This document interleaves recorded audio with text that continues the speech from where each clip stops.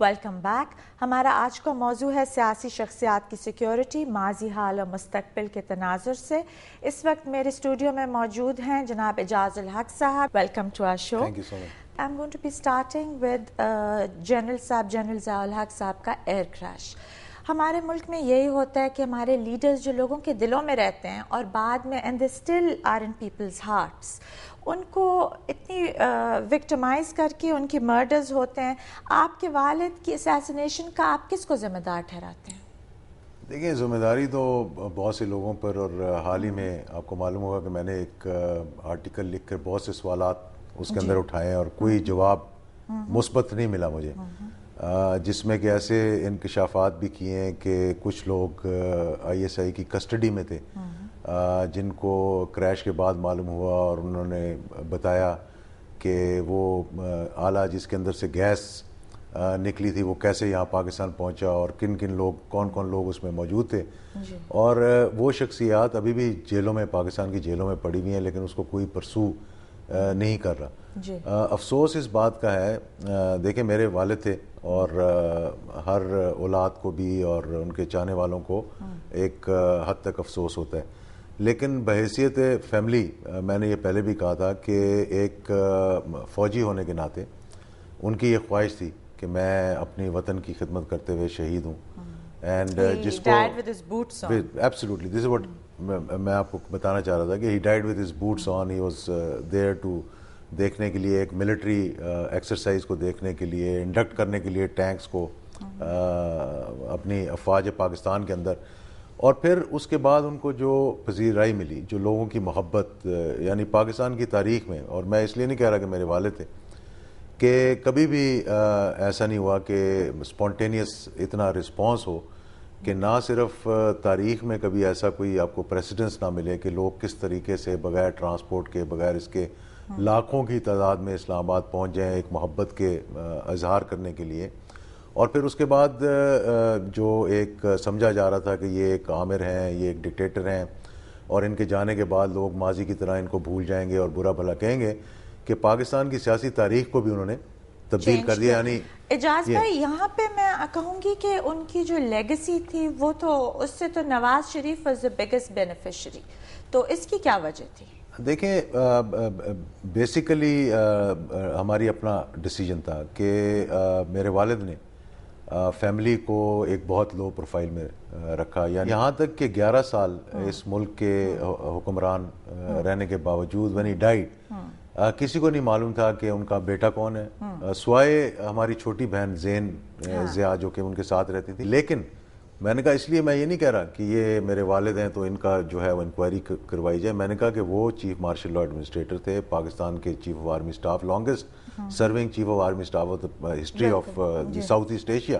آپ اگر اس کا نہیں کروائیں گے، انکوائری نہیں کروائیں گے، آپ اس کے جب چیزوں کو سامنے نہیں لے کر آئیں گے تو کل کو ایسے حادثات دوسروں کے ساتھ بھی پیش آئیں گے. لیکن آپ نے اسی طرح صرف مطالبات کیے، پریکٹیکلی آپ نے کیا کیا؟ نہیں، ہم نے یہ آواز کم اٹھائی. لوگ یہ سمجھتے تھے کہ شاید ہم 17 اگست کو جب ان کی برسی آتی ہے تو ہم بات کرتے ہیں، لیکن امیڈیٹلی آفٹر دا کریش ہم نے اس کو پرسو کرنا شروع کر دیا تھا. We went as far as to the U S. ہم نے وہاں جا کر اپنا تمام سابقہ صدور جو ان کے جاننے والے تھے، جیمی کارٹر سے لے کر، اور ان دنوں میں جو تھے، ہنری کسنجر کو میں ملا، کوئی 40 کے قریب ہم سینیٹرز کو ملے. میں ساتھ تھا، ہمایوں اختر صاحب ساتھ تھے، ہارون اختر صاحب ساتھ تھے، ہم سب اکٹھے گئے تھے. اور یہاں تک کہ انپریسیڈنٹڈ ان پاکستان ہسٹری کہ ہم نے ایک لا فرم کو بھی ہائر کیا، ایفلی بیلی کے نام سے، and I wrote this in my recent article also. اور وہاں بھی معلوم ہوا کہ ایک ہفتے کے بعد ان کو خاموش کروا دیا گیا اور اس نے he refuse to then continue with our case. امریکہ کو آپ رسپانسبل ٹھہراتے ہیں؟ نہیں، میں امریکہ کو رسپانسبل نہیں ٹھہراتا، لیکن امریکہ نے اس کو رکوانے میں بڑی جدوجہد کی. تو اس میں کیا ان کا ایجنڈا یہ تھا کہ اب پاسٹ از پاسٹ اور پاکستان اب آگے ڈیموکریٹک موڈ میں آئے؟ اس وقت ان کا یہ خیال تھا کہ افواج پاکستان کے اندر کچھ لوگ اس کے اندر ملوث تھے. اب یہ سینئر قیادت تھی یا جونیئر قیادت تھی، کچھ لوگ ہو سکتا ہے کہ پاکستان ایئر فورس کے ملوث ہوں. آپ محمود علی درانی صاحب سے ہاتھ کیوں نہیں ملاتے؟ نہیں, میں نے تو ان سے بہت دفعہ ہاتھ ملایا ہوا. دیکھیں وہ he was basically part of the family and he was very close to my father. جو ان کا رویہ امیجیٹلی آفٹر دی کریش رہا, اور پھر جو ہمارے لوگوں نے ہمیں بتایا, اور پھر چیف آف آرمی اسٹاف ہوں یا president of Pakistan, every call is monitored and it is registered. تو 16 times he called my father within that 1 week to convince him to come to Bahawalpur. اب وہ جو مرضی کہتے رہیں کہ میں نے یہ نہیں کیا, میں نے یہ نہیں کیا, اور اسی طرح مرزا اسلم بیگ صاحب بھی کہتے رہتے ہیں میں نے یہ نہیں کیا, لیکن شواہد ہمارے پاس موجود ہیں کہ پوسٹ مارٹم کیسے رکے. ایک شخصیت کا جو پوسٹ مارٹم ہوا وہ بریگیڈیئر ہربرٹ واسم تھے, اور اس میں ثابت ہو گیا, امریکہ کو وہ رپورٹ گئی, ہمارے ہی ڈاکٹروں نے وہ پوسٹ مارٹم کیا کہ he died before the plane hit the ground, اس سے پہلے. تو اس کا مطلب اگر باقیوں کا ہوتا تب بھی معلوم ہو جانا تھا کہ یہ کانسپریسی تھی, سیبوٹاج تھا, جہاز کے اندر کوئی چیز پھٹی. اگر ٹیکنیکل فالٹ ہوتی تو پھر امریکنز کبھی بھی نہ مانتے کہ یہ سیبوٹاج تھا. بالکل. مطلب 357 پیج رپورٹ جو امریکن اور پاکستان ایئر فورس کی آئی ہے, جس کے 57 pages were released by the then president Ghulam Ishaq Khan.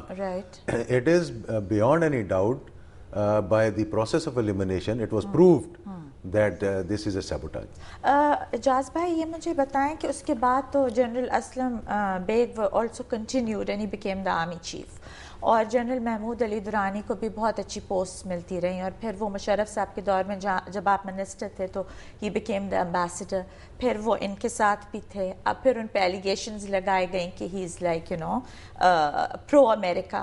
تو آپ اس پہ کیا کہیں گے؟ How did you combat all this, ان کا مشرف صاحب کے ساتھ اتنا کلوز ہونا؟ دیکھیں basically unfortunately most of our people who serve in America, they somehow or the other get very close to the Pentagon and CIA and various other. He also served. اب آپ دیکھیں کہ ایک major general, there are so many major generals in the Pakistan Army, and he retired as a major general. So major general getting so much prominence that after his retirement he was posted to a very lucrative job. And then all of a sudden POF کا کہہ رہے ہیں, POF میں تھے, POF کے بعد retirement کے بعد then he became very close because of the Americans wanted him to be a shuttle between them and General Pervez Musharraf, so he was advising both sides. And eventually then Musharraf was compelled, I won't say compelled but told to appoint him as the ambassador of Pakistan to the US. اچھا چلیں وہ بھی ختم ہو گیا. یہ تو بہت interesting story ہے, یہ ہم کنٹینیوڈ رکھیں گے, لیکن ایک بریک کے بعد ہمارے ساتھ رہیے گا.